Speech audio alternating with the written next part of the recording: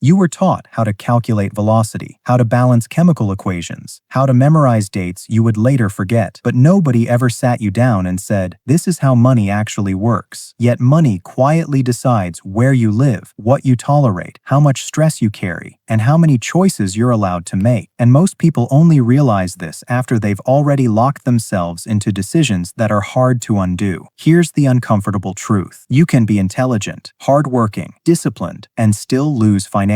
Not because you failed, but because the rules were never explained. So in the next few minutes, we're going to slow this down, strip away the noise, and explain the basic financial concepts school never taught you. Simply, not to scare you, not to motivate you, just to make the system visible. Because once you see the system, you stop blaming yourself for outcomes that were engineered. Let's begin with the biggest illusion of all: income. School trains you to chase income. Grades lead to degrees. Degrees lead to jobs.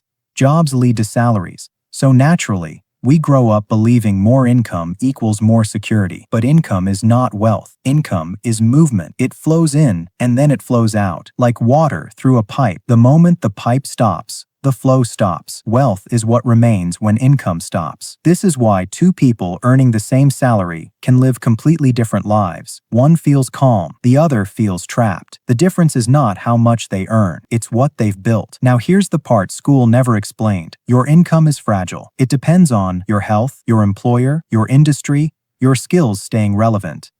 Any one of those changes and the flow can slow or disappear. Which brings us to expenses. Expenses are often treated like background noise. Rent, food, subscriptions, EMIs, just normal life. But expenses are not neutral. Expenses are commitments you make with future income. When you raise your lifestyle, you're not just buying comfort. You're pre-spending your future time. That car loan doesn't care how motivated you feel.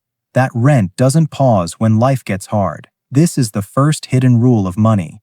Your lifestyle quietly owns your future. Most people don't feel poor because they earn little. They feel poor because their expenses are inflexible. Now let's talk about saving, the advice everyone gives and almost nobody explains properly. Save money and you'll be safe. That advice used to work. It doesn't anymore. Why?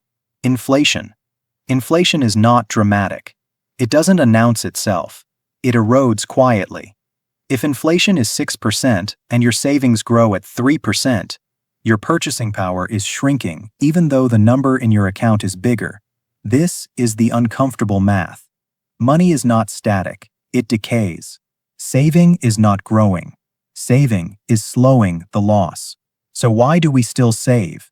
Because saving buys time, not growth. Savings protect you from emergencies.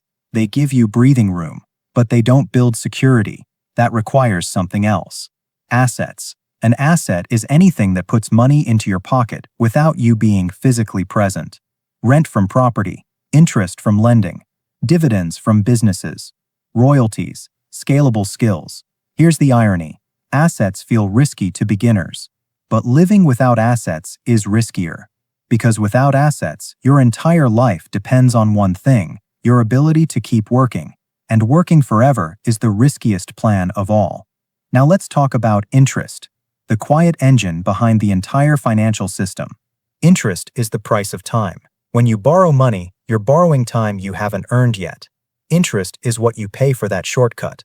When you lend money, interest is what you earn for waiting. Here's the design flaw most people miss. The system rewards lenders, not borrowers. Always has. That's not a conspiracy. It's arithmetic. Interest flows upward. Those who own capital collect from those who need it.